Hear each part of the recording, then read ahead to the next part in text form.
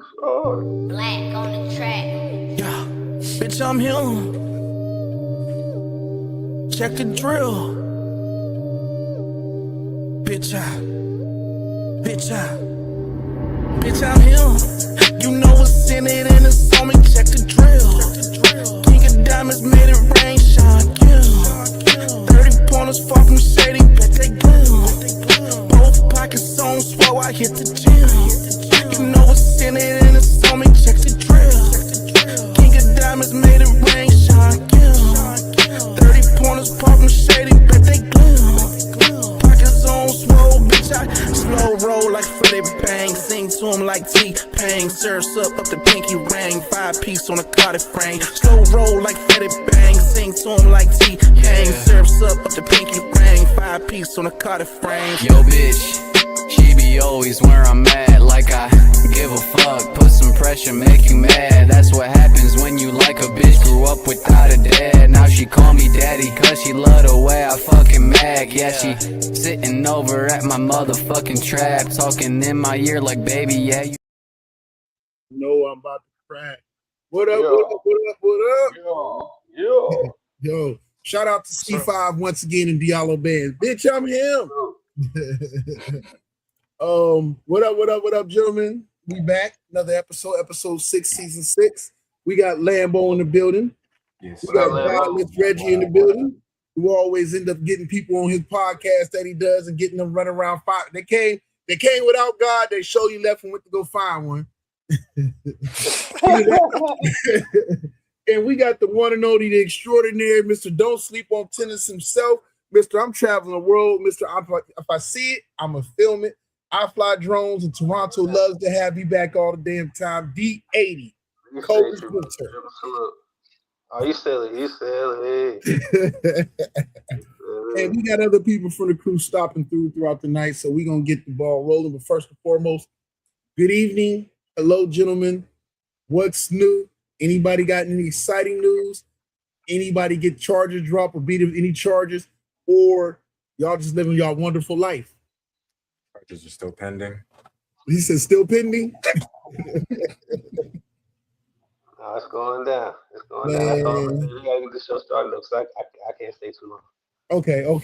Well, first and foremost, I want to give a shout out to Big Reggie. Out here, he once again on probation on Facebook. Am I allowed to tell him why you on Facebook probation, brother? If you want to. I'm on TikTok probation too. Damn. Wow, I just saw you. TikTok is a little bit different, so I can't have any multi-guests on my fucking panel. But that don't got nothing to do with me. That's because of shit that other people was doing. But yeah, you can tell me you want to. Yeah, he on Facebook probation because him and the dude was going back and forth, and he told this dude he sold his mom meth.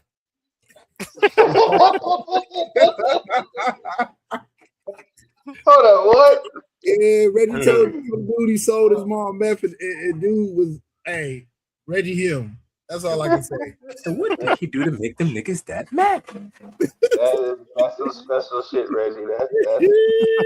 That's some Pennsylvania shit. That's some Sharon line shit, buddy. Okay. Yeah. I don't know if dude was mad that like it was Reggie that sold his mom meth, or he mad because his mom was doing meth, or he probably really, I don't know. You get upset if it's I guess if your mama really on drugs, that would upset me. If she's not, I wouldn't care. No, it's not that he got upset. It's that Facebook don't like you saying certain things, and they don't like the fact that it's a drug. I fought it and tried to like explain the situation, just tell them like, you know, it was a joke. I really didn't do it, but because I said that, I really didn't do it. I can only imagine you trying to like to some executives like, bro, I promise you. Was it just blatantly saying his mom's on me? Listen, if you would have heard, listen, that's nothing compared to what I really was saying. So that's nothing. That's like Saturday morning cartoons. So I really don't even see why they tripping on that. It's just the fact that it's about drugs. Yeah. Well, why was you saying this stuff? Is the first of all point, man. Because listen, because some people. Why would any conversation go there? Right? Okay, I'm gonna tell you why. Okay, so there's like a lot of like groups and stuff that are on Facebook, right? And I also have a fan page. It's not my normal page. right? It's not Okay. my real name page. It's my Godless Reggie page, right? And so a lot of the content that I make, that's where I post it. And I post in these groups, atheist versus Oh, so Christian. somebody came Um, at you. uh, exactly. He started it. I'm not gonna start with you. I'm just not gonna stop Yeah, once I you get got going. you. Okay. So I he just needed some decided, context. oh Yeah. well, oh, you guys are uneducated. Oh, you guys just grew up without a father. Oh, who hurt you? So you know I'm talking about a white person, right? Right? Yeah. Damn. So I had to wear his ass the fuck out. Damn. Period. Okay, we can All move right. on, man. We can move on. All right. I So just let's go ahead and get it started. First thing we gonna jump into is going to be in the news.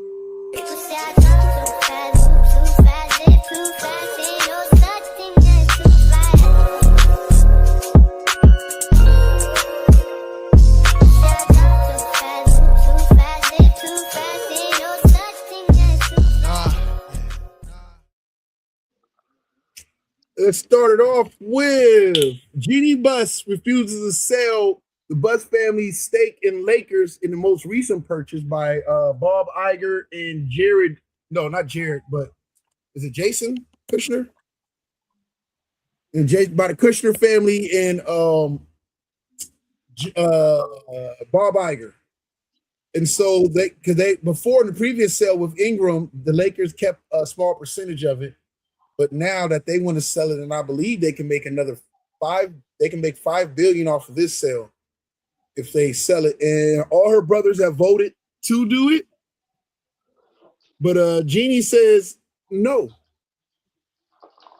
She doesn't want to sell the final stake they have in the Lakers.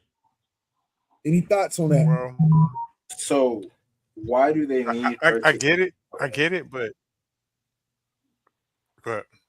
No, you're good. I get her point. But at the end of the day, like you can't live forever. You can't live forever. They're going to answer your question, Lamb. The reason why they need her vote is because really her father left the team to her, not them. He left it specifically to her. He told them that he wants her and Magic Johnson to run the team. That's what he said. So ever since then, it's been a problem, right? But she's old as fucking well water. You can't live forever. Sell the shit. Stop the fight because she can't take their percentage away from them, right? So it's just she's the one that's in control of the situation. Give it up. I mean, what more you got to prove? It's interesting because when the report first came out, that Shams reported that she was part of that sale, right?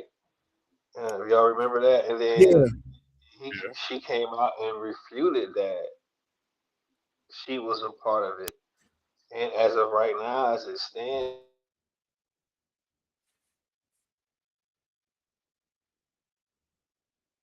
Yeah, you there? We can Oh, hear you. Yeah, I thought it was just me. Yeah, he went. Yeah, now we can hear you a little bit. You went mute for a second. oh, I'm sorry, my bad. I did it closer. This mic is tripping. No, what I'm saying is, um, I don't think the truth has really come out because even though she refuted Sean's report, remember, Yeah. he's sticking by what he reported. So that still has to be ironed out, y'all. So we can be looking at a situation where she actually did comply and renege. I'm Yeah. just saying, I don't know. Yeah, they were saying on ESPN, I was listening earlier, that so what it is that when they did the previous sale, that was cool. But now the family is using the second sale with Ingram. I mean, from Ingram to the two individuals buying Iger and Kushner, that allows them. What Jeannie has control of now is she's the executor or the lead person on the family estate or trust. She's the lead person on the family trust. Wow. And so even though they all voted, when they went to go do a vote, she just cast no vote. There was no vote. She didn't vote at all. So it was like 5-0 to do the sale.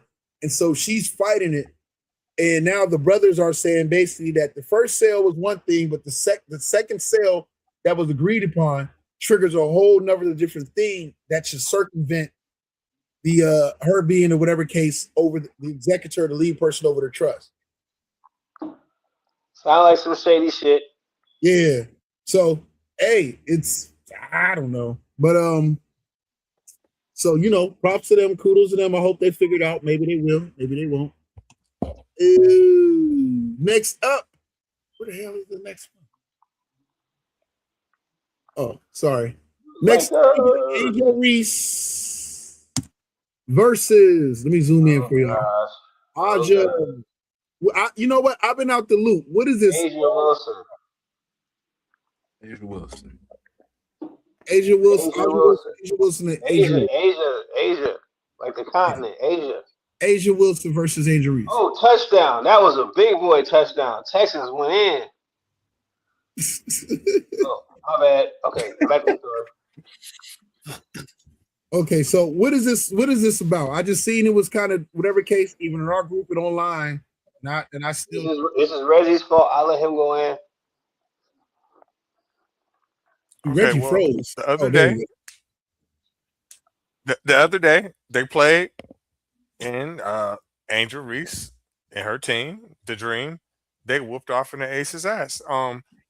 I really don't know what's up with Vegas. I've been seeing them get their ass whooped lately. Like, okay, last week when I seen them get their ass whooped,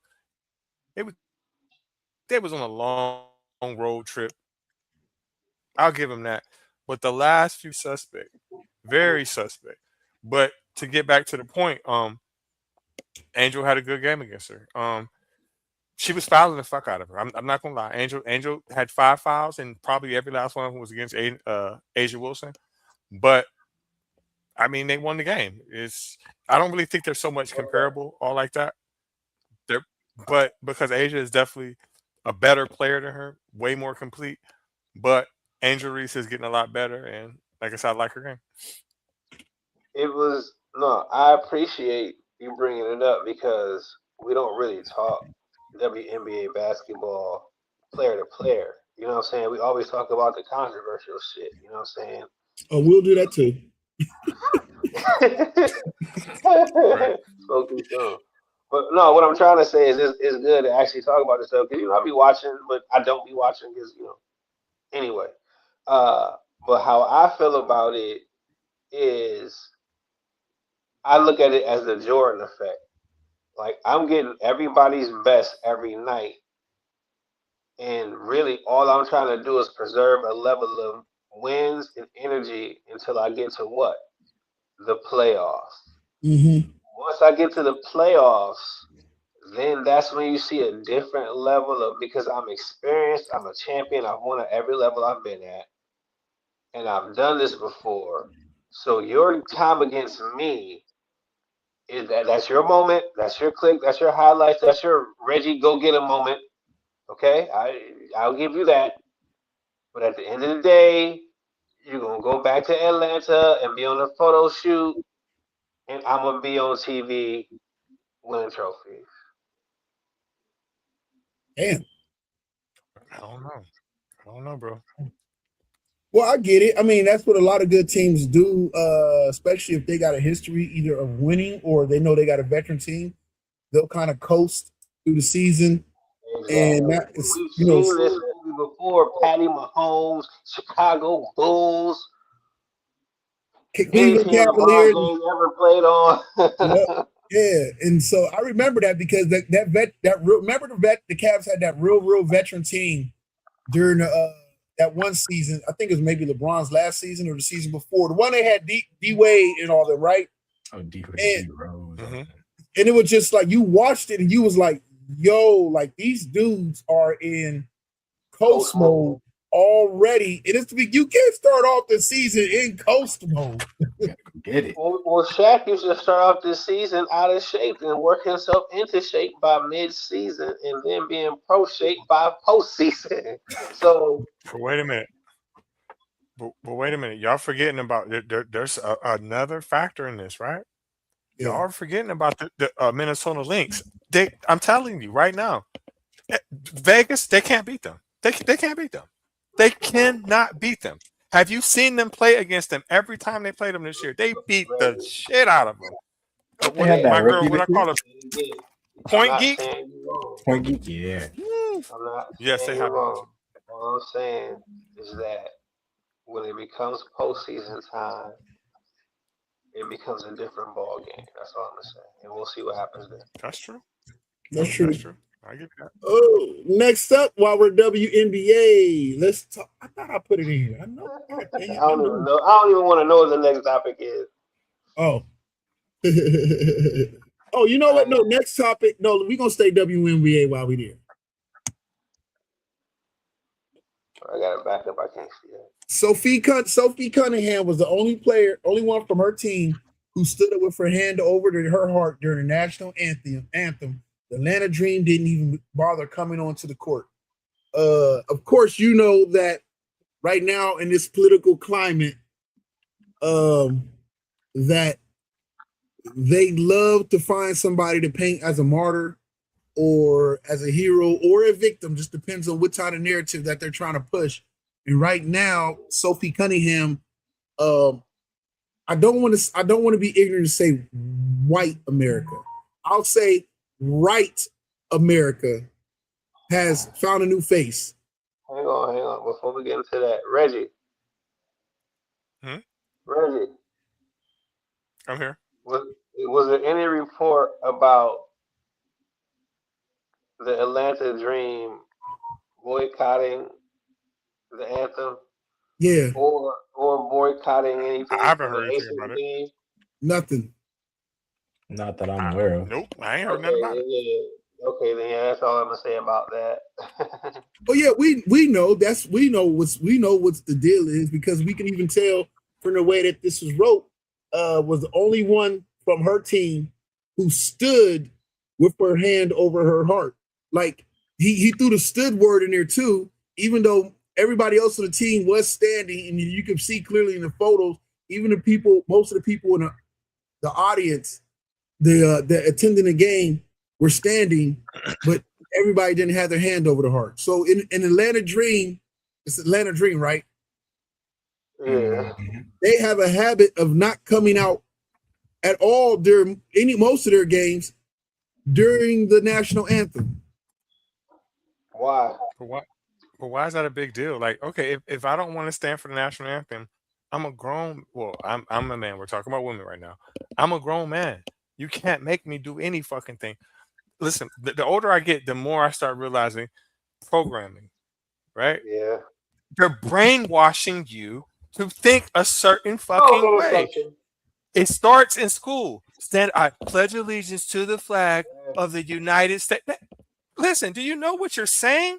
Do you know exactly? Listen, what you're saying and what you're doing by doing this, right? You have to stand on everything that the United States is about, right? So what you're doing is you're saying you're happy for it to happen. You're happy that these people stole this stuff from people. You're happy that these people unalive these people, right? You stole it. So now that I know that shit, it's just crazy. Hold up, wait, no, see, nah. Okay, hold up, wait. So here's the difference. What you're talking about, Reggie, is reality versus pledge. Now, when this country was quote unquote founded, right? If you look at the Declaration of Independence, all this information that they put out there is, we're all equal, we're all one, there's no king, nobody's going to be over another person. Those are the principles that the Pledge of Allegiance is pledging to, not the actual actions of the fucking country. So I get what you're saying, and 1 and 2 could be looked at as the same, but it's not. It's just like the United States military. If you're in the military and you're typing in fucking Taiwan and somebody drops a bomb in Afghanistan, is that your fucking fault? Nope. Exactly. It's not your fault, but you represent it, though. Wait. Exactly. And because you're an American, yeah, you represent it, even if you never even pledged. But the point I'm trying to get at is it's two separate things.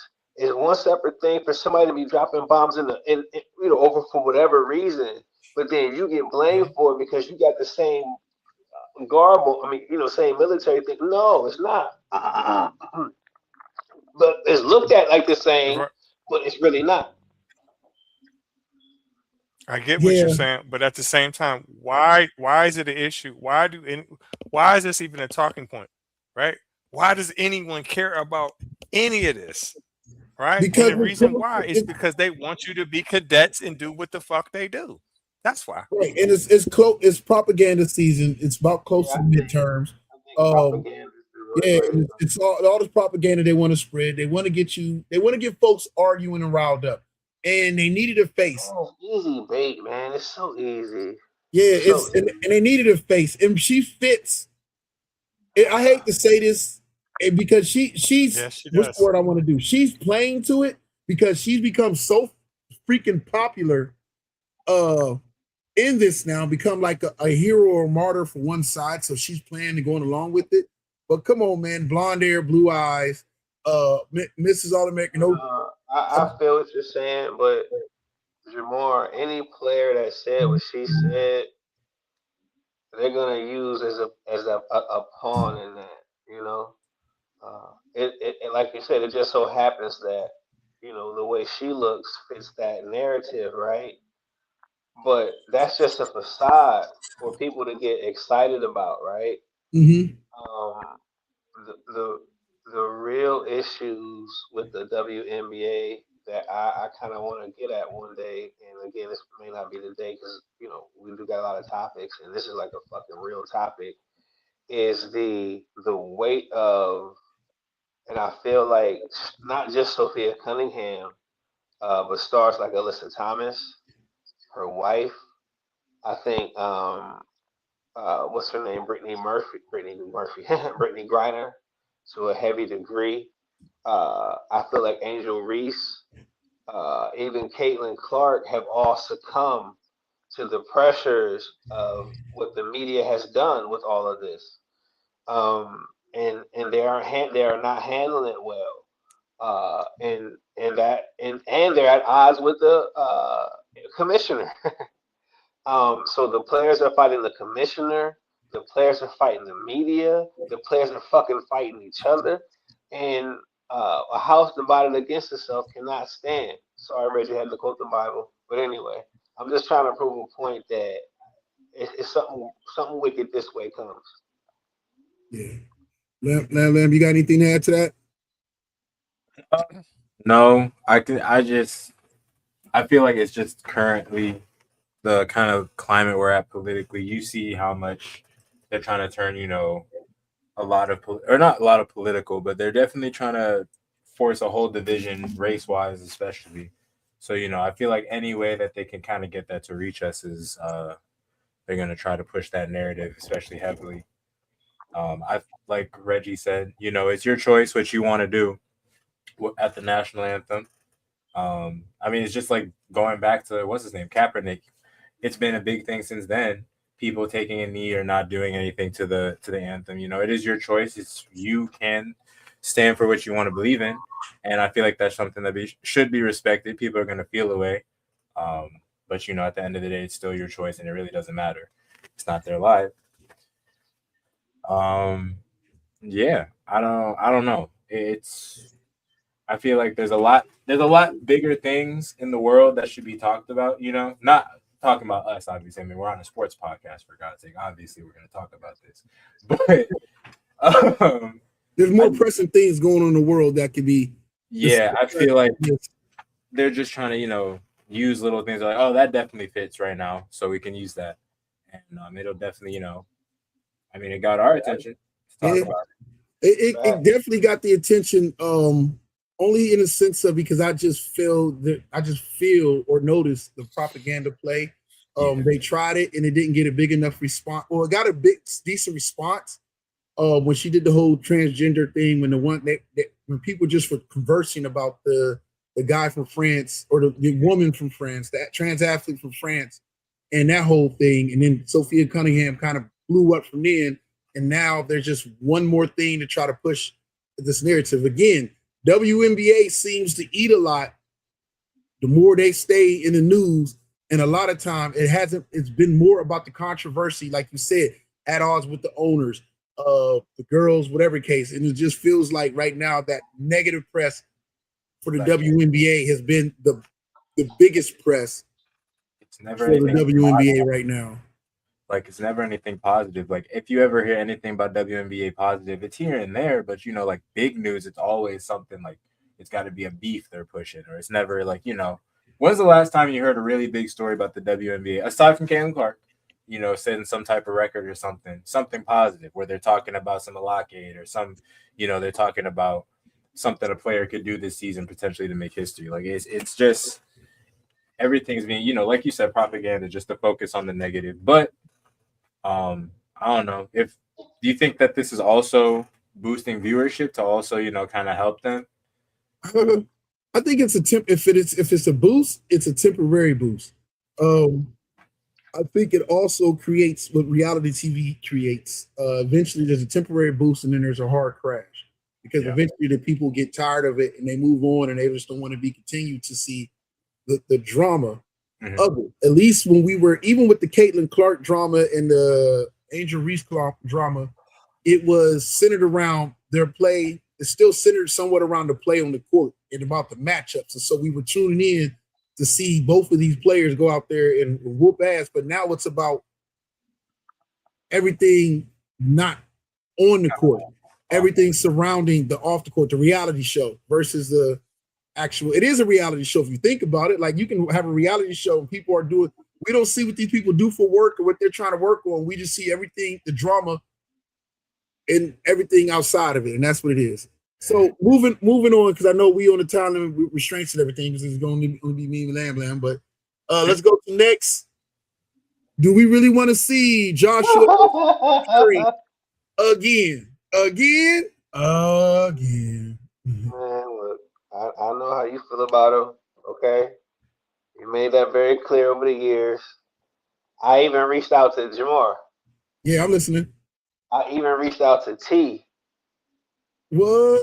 I was tempted to hit her up about this. Yeah, to get her opinion on the fight. And from what her plugs tell her is that this is still just rumor.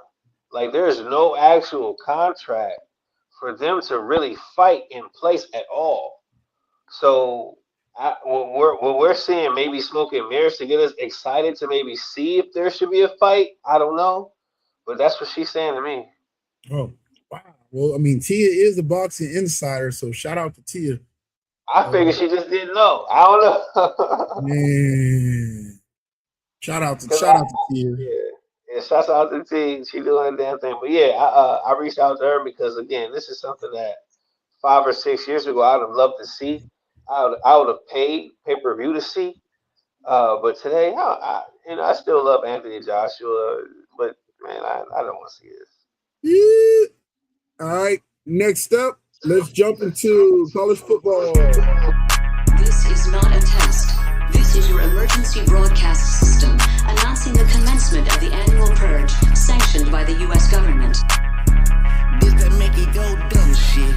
Walk up on them and I ask them where you from, bitch. Yeah. This that make it go dumb shit. Boy, I go and pop the trunk. Then... Yeah, this to make it go dumb. College football drops their AP drops their top 25 preseason poll. Yo, where we at, y'all?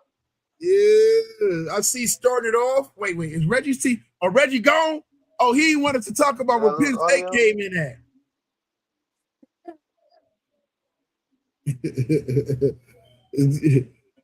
Starting off at, I don't know. Maybe I should go from the. Let's go from the pause from the 25 down. At 25, we have Missouri. At 24, we have Louisville, which I don't have no problem with that. Houston at 23. Iowa comes in at 22. Utah at 21. Tennessee at 20. 19, SMU. 18. How about them? Wait, how the hell they had that whack-ass season that they just had and come in at 18 this season? What are you talking about, Penn? Yeah, Penn State. What the hell? And then on top of that, 17 Washington, 16 Michigan, and they had a whack ass season. How does that happen? Tied at 14. I don't know how you got a tie at 14, whatever. USC and BYU. Okay. Yeah, I don't know how the hell we got a tie at 14. But yeah, 14 is USC and BYU. 13 is Bama. All respect due to Texas Tech. I'm okay with that. LSU at 11, 10 Oklahoma, 9 Ole Miss, 8 Texas A. Wait, how the hell Texas A&M come in at 8? 7 Miami, I'm cool with that. 6 Indiana, a little bit of disrespect, but I guess whatever, they're used to it. Number 5, Texas. Number 4, Notre Dame. 3, Georgia. 2, Oregon. And number 1, Brutus and the Buckeyes. Yep. Well, I don't know where Turan at, but it's all good. Yeah, he skipped out. Him and DJ went to the same sun tanning clinic place. They spent quality time. Yo, my only issue is that how maybe is Michigan and Penn State. Michigan at 18, Michigan at 16 and Penn State at 18. I don't even know how the hell Penn State should be ranked. You got Oregon at number 2? Yeah.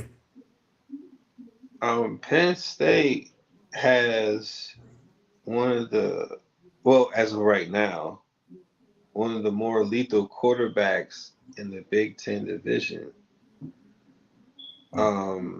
So that's strictly off potential. You feel me? Yeah.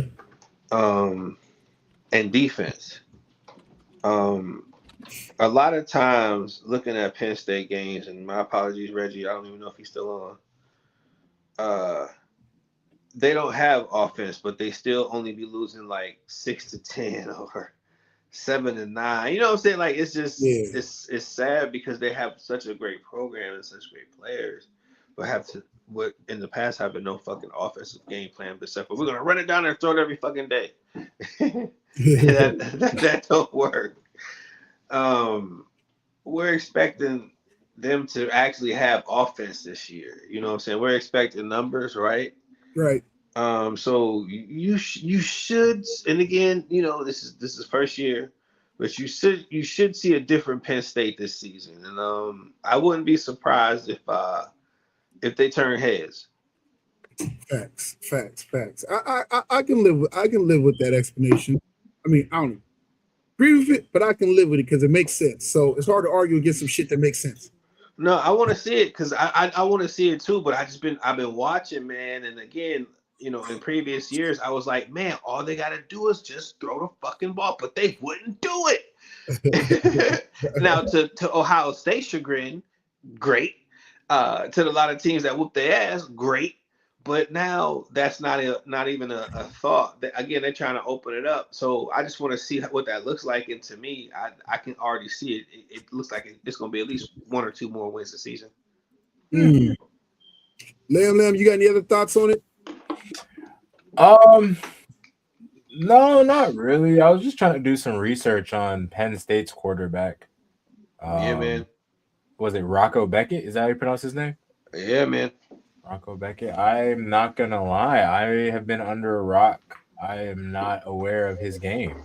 Yeah, he's again. It'll be his first year in this system, so I mean, there's always kinks or whatever that may be. But again, man, if they could just throw the fucking football, it'll be fine. And I think they know that, but we thought they knew that for the past 5 years, and they just never did it. So, well, it might happen. I'm seeing that they're calling him Golden Arm. That's I don't know about all that, man, but the dude can sling it, and again, that's what you need in the Big Ten. That's what you need, period. And I don't mean to belabor a dead horse, but I was just trying to say, you know what I'm saying? Yeah. Next up, we have Paul Feinbaum was on TV, of course, being the usual hater that he is. But he was saying that he was having a discussion about just how stupid Urban Meyer is, which created a whole nother discussion about Urban Meyer being ranked as one of the greatest football coaches of all time, and especially when he was coaching, they considered him second best coach in some circles and opinions to only Nick Saban, which brought up the discussion about where does Urban Meyer rank all time amongst college football coaches, and there being some great ones. Why is this zooming out? Yeah, I can't see that. Yeah. But I already know what I want to say though, but I can't see it. So on this list, it says Nick Saban at number 1, number 2, Bear Bryant, number 3, Kirby Smart. What the fuck? No. 4, Joe Paterno, number 5, the late great Newt Rockne, number 6, Barry Switzer, 7, Woody Hayes, 8, Urban Meyer, 9, Tom Osborne, 10, Bobby Bowden. There is some. I'm cool with Nick Saban and Bear Bryant. I understand who Bear Bryant is and what he meant to coaches and whatnot. I think the top coach award is called the Bear Bryant Award. Mm-hmm. Kirby Smart, fuck no. Kirby Smart is not in front of Joe Paterno, nor is he in front of especially not Tom Osborne, bro. To go. Can we say something about a coach, even if it was back in them days, having Nebraska consecutively a winning program and playing for national championships and going through them Scott Frost and I can't think of the brother's name of that won a Heisman, but you got Scott Frost and you got Tommy Frazier and you have all these. The dude got drafted by the Giants. Shit, what the dude's name? The running back. All them running backs they had, Amon Green, and then they had what's the one dude that was crazy as hell, ended up robbing people. But he was sweet as hell. Sweet as hell, bro. He was dope. He just always was in jail. But so forth and so on. And then you got Bobby Bowden. I don't even put Kirby Smart in front of Urban Meyer. And Barry Switzer was a legend. And then of course you give it to Woody Hayes. And I could have sworn he's not respected by it, but you got to give props to Lloyd Carr from Michigan. Okay. Yeah, I mean, I don't root for Michigan. I don't give about Michigan, but I'm not going to discount what I knew and grew up watching Michigan and how competitive they was. So, Lamb, man, I don't know. You might want to go first because I don't know, man. I got something to say, but I don't think it's a nice thing to say.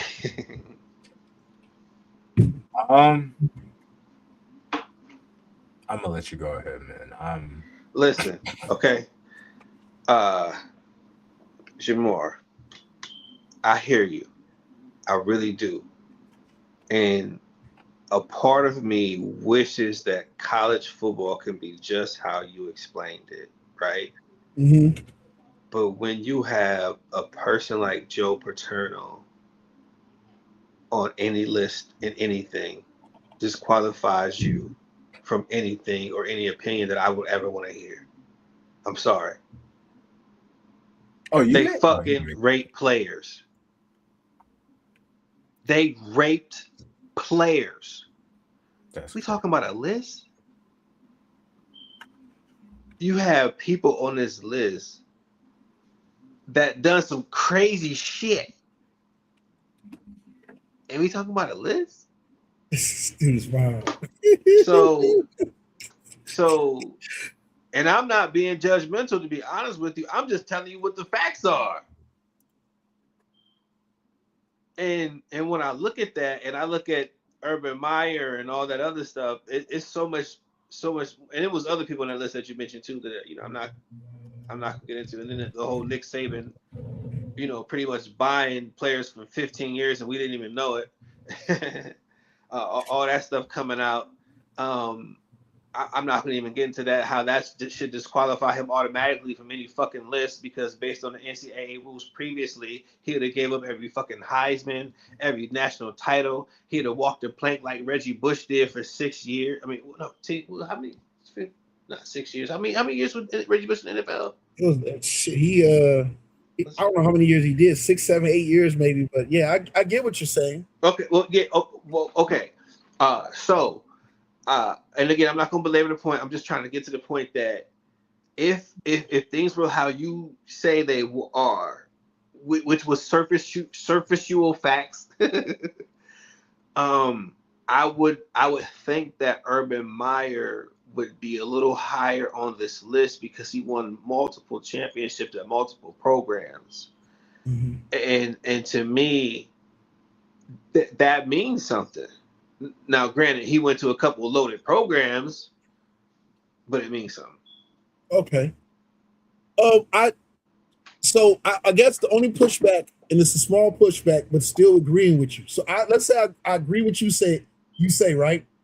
With everything you said, and even with calling out Paterno, although the things that happened, old boy was not a coach. Old boy was not a coach when it happened. But the things that happened at Penn State, he was a coach at Penn State, and he knew exactly what happened. Jerry Sandusky, when the things that happened, they got called out, brought to the light that everything that he was charged with, he was not a coach at the university. I'm trying to tell you, he was a coach, and he knew everything that happened. Say what you want, he knew. We'll go into the whole thing. That's neither here nor there. The thing that I say that all these guys, it's a reason. It's a reason the way he went out, It's a reason, and they know it's a reason. They say that all these guys all share something in common. They probably all got some dirt and smut to their name. It's not about probably. I'm just mentioning the people that do. No, I'm not circling back to you. I'm not going to argue against you. I'm just sitting there saying they all have dirt to their name. They have players that did some crazy foul shit. The things that happened. That wouldn't be dirt on the coat. Something the player did some foul. See, you trying to be slick? No, I'm calling out certain coaches. I'm not calling out probably situations. Could have been situations. I'm talking about situations that came out and factually fact-checked that these motherfuckers did it. It's simple. It's simple and plain. So I'm saying that they all have something to their name. All of them have smut on their name. Things that have happened to their programs in their programs. We don't know that. We do know it. We do know the number of players. All of them? All of them. We do know either the players have done it or the coaches have done it. We do know that Woody Hayes went out there and punched the shit out of a player from another team. We do know Kirby Smart got like the highest arrest record for players on a football team. Punching another player from another team, that to me, raping players is different. All I said is they all got something on their name. This list that's not something to me. But to you, it doesn't matter if it's just only to you.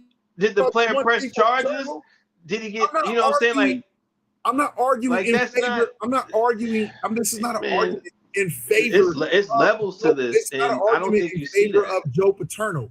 What I'm telling you is that they all share something in common. They all have different things on their records. We all heard about what was going on at Florida, where Urban Meyer was there, and what the players was doing, and the different bullshit that was going on. We know about Bobby Bowden and the cheating and the players getting the clothes and illegal hookups. We know about, again, Nick Saban, what he's been doing. Again, Woody Hayes. Again, Joe Paterno, Tom Osborne, all these different guys. I don't know anything about those guys. Well, I do. What I'm sort of saying is that all of them have something on their name. Unfortunately, exactly. Well, Paterno, I don't know because it must not be that wide. No, because I don't know anything about that shit.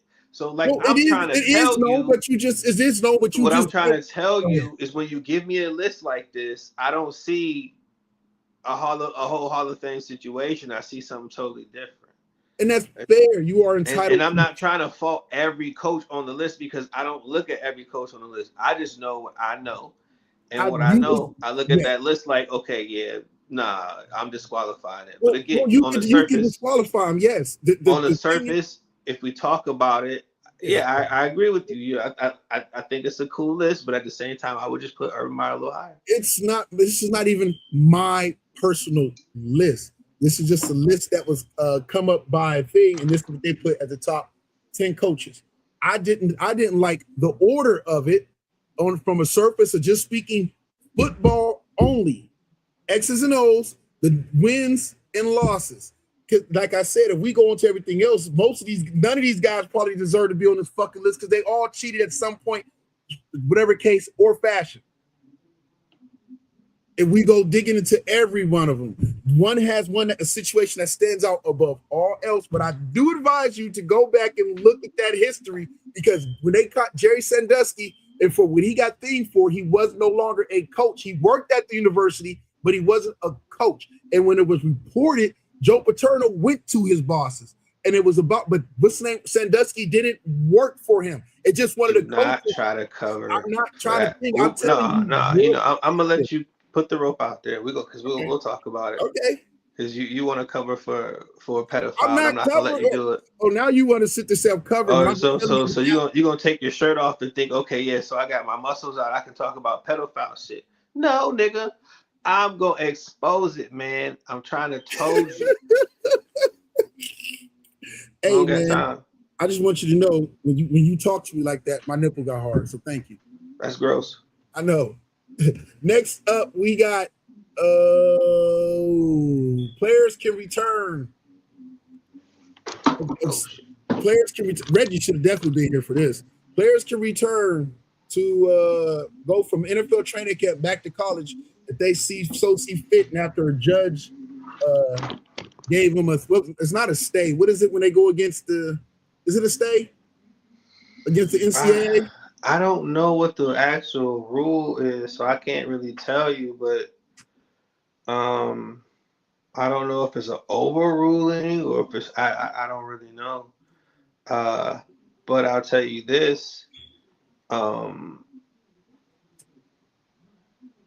I don't really know what's gonna happen, but college football, and this is really not an NFL problem. College football is gonna really have a problem because when you have fresh talent coming in that you're paying NILs for, right? Mm-hmm. But then you got talent coming back that couldn't get in for whatever reason, but most colleges aren't going to be clamoring for those guys back. But it's going to start a bottleneck because it's going to be really hard to tell who's who. But then, man, who's going to pay for these guys? It's just a fucking mess. Somebody's always willing to pay.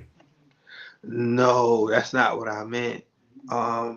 Like if it's never mind. I don't even want to go there. It takes away from your incoming when you got guys who can go and now because they're awarded a 5th-year eligibility, it's only so much playing time on the field. And it's only so right. And if you got a high school phenom coming out, but you got could have been a phenom coming back. Right. I mean, I don't know. I don't know. It just puts more sharks in the water where they really shouldn't be in. That's what I feel about it. I agree. It just kind of, I think it's unfair, especially to the people who are like trying to, come up and make it to the league. Like you already had your time. I'm not saying you already had your time. No, you did. You had your time. You went to the league, and now you want to come back because the league you're not ready. And I feel like that's still unfair.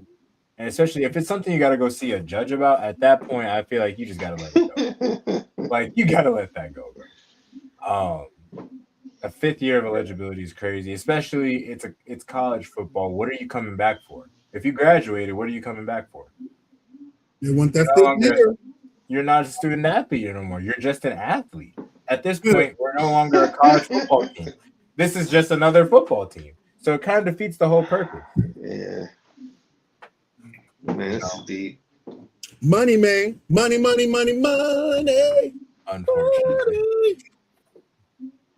Unfortunately. It's unfortunately it's about the dollar. If it ain't about $1, what the fuck I'm about $1. What the fuck is 50 cents? Man, Next up, sad. Let's go ahead and we got a couple things for NBA. We can go real quick into it. We don't even have to play it. NBA, and let's go with. I ain't even gonna play the intro. Let's go straight into it. Kawhi and Steve Ballmer cleared, and now the trade can go through, and Kawhi can go to Toronto. I don't know, man. I think my personal opinion, I have no proof. The speculation and energy is that what they were accused of, they did. I feel that the NBA came to a realization that if you go hard on this, which you should have, but if you go hard on this, there's like no coming back, and it probably opens the door to this has probably been going on a lot more than we realized. Like other teams too. Other teams been doing it, and so sometimes they decided it's better for business, better for the logo, that they let this go. That's deep. I don't like it. Lamb. It definitely has to be going on elsewhere. I mean, like there's a whole league, especially on top of that. You've seen what was going on with Terry Rozier, Chauncey, all of them. Like that's just the tip of the iceberg. Yeah. Especially Vegas getting involved in all this. I'm not trying to be a conspiracist, but I'm just saying Vegas got involved in sports a lot more, and all of a sudden we started hearing a lot more about a bunch more people, selling their games to make some money, as if they're not already paid hundreds of millions of dollars to do what they're doing. So, I mean, it's crazy, but I agree. They definitely let it go. So, because, it's like if we take one down, we got to take them all down. And they're probably not even going to have a league left after they do that. So, yeah, I agree. I think what Jamar's saying is pretty much on point. What I don't know is what independent body or governing body will look at this and say, hey, we need to take this to whatever, and have a real look at this. And that's what Pablo's report was for. His report wasn't to stop anything. It wasn't to get anybody fired or anything. It was just to expose what was going on. But when something like that comes out, and Jamar knows this fully, it's just a report. It takes investigators or cops, DT, whoever the situation, to pick that up and then take that report and actually press or, and see if it's actually real. And until an agency or jurisdiction does that, the NBA's like, man, we ain't touching that shit. Yeah, NBA been catching a black guy anyway for the gambling stuff and some other things. You can't, as a brand, you just can't afford this type of setback. Especially if they don't got to expose it. Mm-hmm. Yep. The smartest thing the Clippers did was box the NBA in the corner by trading Kawhi. That was the smartest thing, because now it involves a lot more with a trade involved, and it's like, yo, you don't want that negative eyes and then people to dig more and dig more. So let it go. Send that man on his way. Send out a memo to every team, further whatever case, and then just hope that you slow it down. Send out a group email, be like, we're aware of the recent actions that have happened in the league, but there'll be no more of that. Yep. All right. We got the Cavs make moves. One of their first moves was trading for Peyton Watson, and I was told they got Cam Whitmore in the deal too. Is that true? I didn't see his name. I didn't see it. Yeah, I went to go look for it, but my inside source, and I'm gonna throw his name out there because he fired if he lied. Strollo, aka Javon Lenny Moore Sr. Whatever, let me stop. Okay, I was going. Go ahead. So, good move with getting Peyton Watson, man. Yeah. I'm for this move. I felt this move should have gave them a little bit more courage to make another move and not stay on with the other news that happened. But I don't know why you hating on James Harden. Man, bro, we already got one James Harden on the team with Donovan Mitchell. Both of them disappeared during the playoffs. Man, you just hurt my heart, man. See, this is just not right. I don't want to mess up because I know you connected and you be partying, vibing, and rubbing elbows with these people now. You silly. All because you're a celebrity in the tennis world, open the door to the NBA and stuff like that, bro. But nah, man, Harden, the beard is not it, bro. The beard has not been the answer anywhere he's been. Okay, I hear you, man, but I'm hoping. I like the key word. But I'm hoping that what we'll need from him of more be like, instead of going throughout the season getting 25, 30 points, let's just coast, get to the playoffs, hit the max, and let's do it. And I think he's finally learned how to do that. So I'll lean on that because I ain't got shit else to lead on.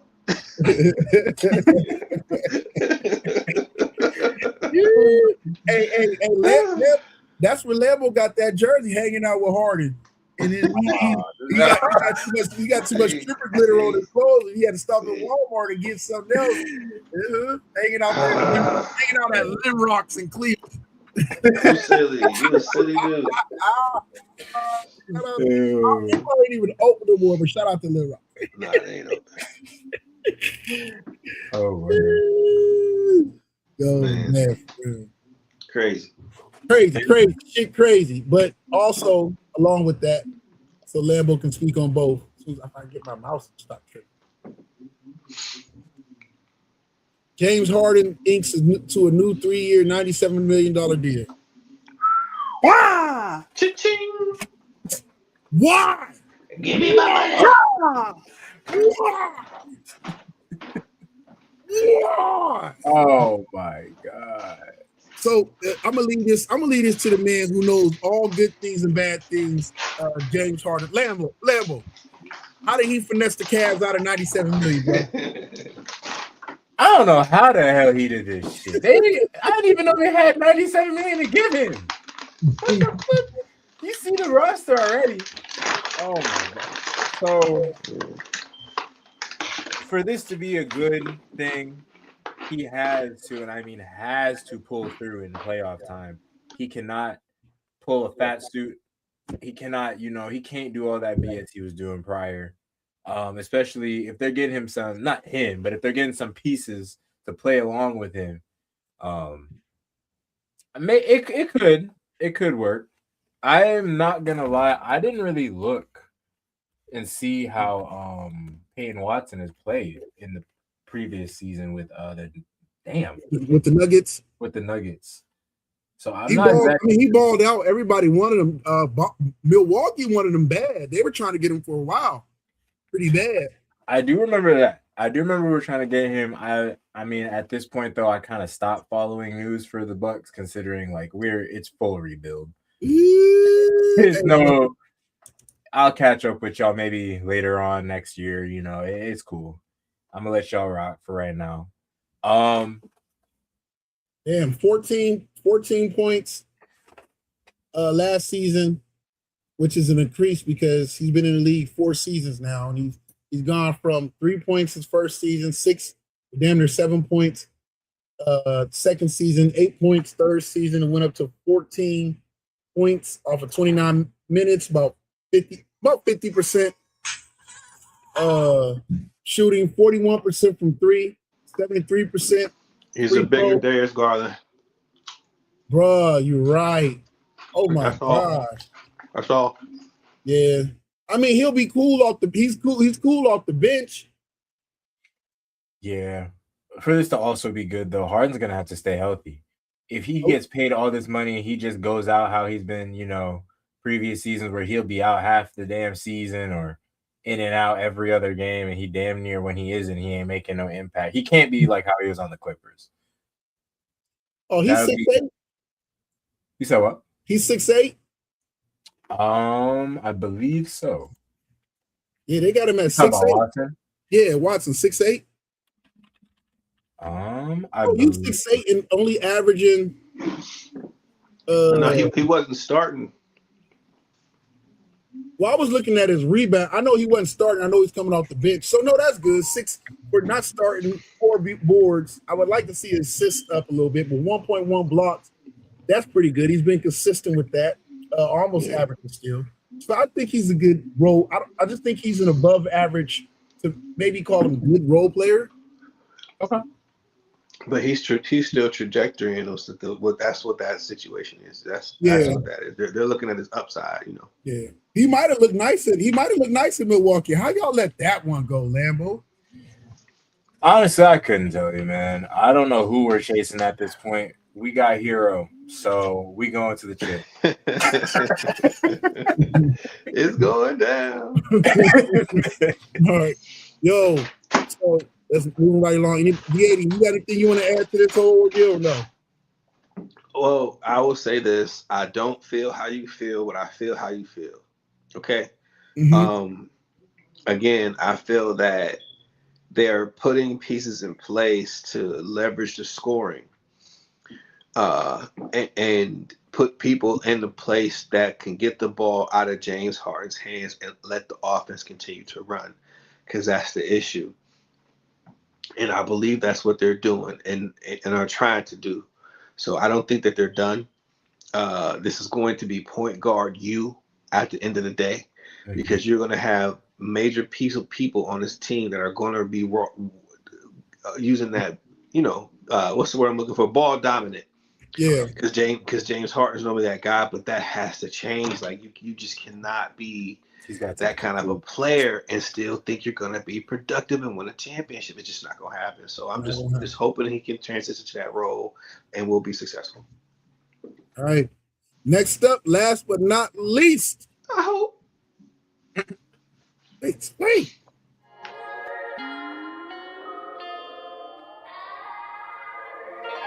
I just wanna chill. No fighting, no fussing, no cussing, baby. Tell me what's the deal. I just wanna chill. A little drink and some smoke. If you want, baby, we can pop a pill. I just wanna chill. A little kiss, a little hugging. If the grass high, I play the field. I just wanna chill. Lights low on the floor. Close your mouth, baby. Keep the lips sealed. I just wanna chill with you. Chill with me. Chill with me, baby. Time and place. Time, baby. I wanna chill with you. I wanna time and place. I just wanna come home, relax, baby, ease my troubles. I've been grinding all week, knocking out these doubles. Got your man on fumes, gas tank past eat. I just wanna eat good, drink that off my feet. Yeah, you bitching me, my problems, girl, I clearly see. Yo, this is JJK, aka D80, and this is the Triple A podcast segment where we talk some tennis shit.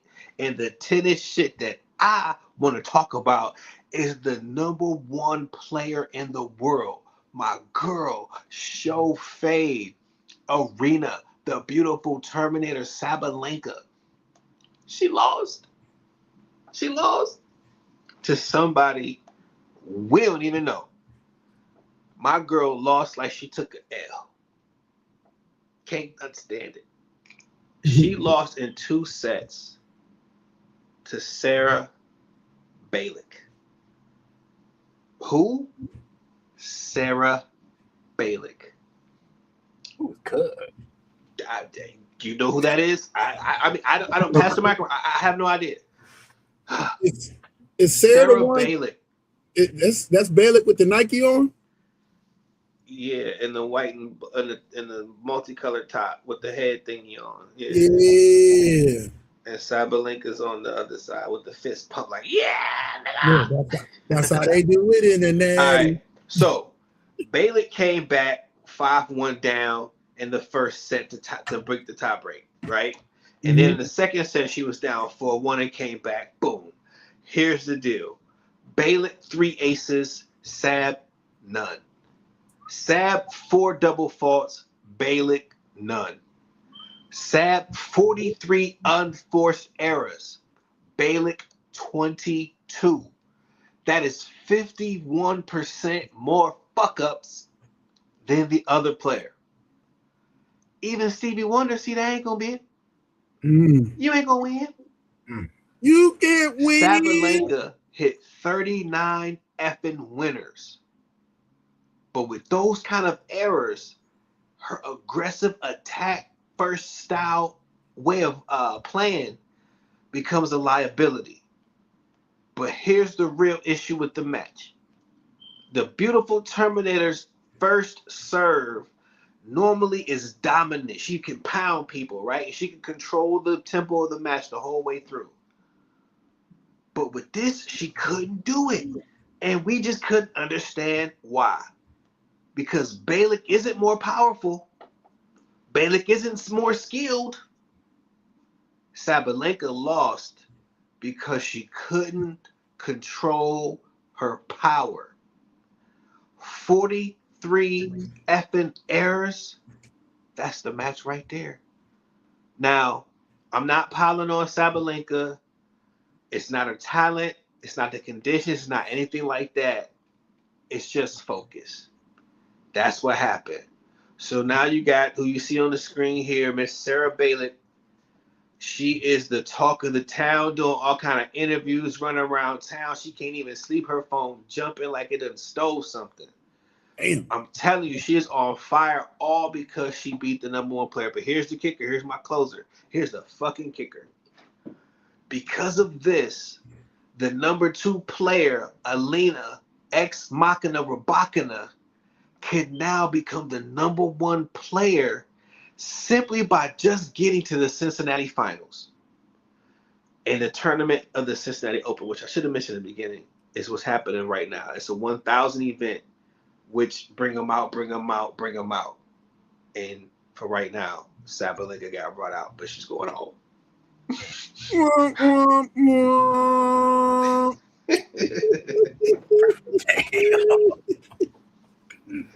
that's all I got. Go home, but you gotta get the hell out of here. Don't make me laugh, man. I'm hurt. That shit hurt. Oh, poor you. No, and truth be told, before I logged on, Rybakina was losing, so I'm rooting for the chick that just the beige. How you say her last name? Balick. Yeah, I fucks with her. Yeah, no, she's dope. But again, we just discovered her last night. Yeah, we did. Yo, that's wild. This could be her. This could be her story. This is her Brady. Exactly, man. Like shit. Fuck. Damn. I had Sabalenka going all the way, so she just fucked my whole card up. But it's cool. Well, damn. You got it. Yo, I want to thank all those who tuned in and check us out. Hell yeah, salute. That's D80. That's Lamb. Shout out to Red. Shout out to Trent. Shout out to DJ. Shout out to C5. Oh yeah, by the way, happy G Day, C5. Happy birthday, boy. Salute. Birthday, man. Yeah. Salute. Till next week, tune in, check us out. Also, be able to go ahead and make sure you like, share, and subscribe. Hell yeah, like that shit. Don't sleep on tennis. The 80 is constantly everywhere. I'm surprised he's not on the road on his way to Cincinnati. I was supposed to be. They must got the helicopter gonna take him down there. Nah, I gotta go to Philly. You gotta go to Philly? Yeah, it's going down next week, but it's weird, so I gotta figure it out. Oh man, my boy be everywhere. It's going down, man. It's just going down. God is good. That's all I can say. Make sure y'all check out Friday evenings also, 10:30 p.m. Eastern Standard Time. Bucket Naked Podcast. It y'all goes nasty down. Ass niggas. Nasty ass. Check us out. I'll be there. CL be there. Kiki will be there. Adrian will be there. Salute. So check that. Check me and the posse out. Miguel might be there. Who knows? But yo, appreciate y'all. God bless y'all and good night. Good night. Yeah.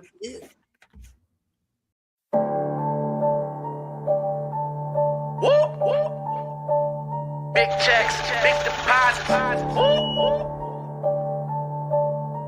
I got it. Hey, run that shit up, Trace. Run it up. I got it. Run it up. I got it. Run it up. I got it. Big checks with big deposits. Run it up. Run it up. Run it up. Run it up. Run it up. Big checks with big deposits. Big bag what I be on. Play the corner like Dion. Hard code like Freon. No time for you peons. Pandemic ain't stop nothing. Apply pressure, I'm job hunting. Risk good, I'ma bop something.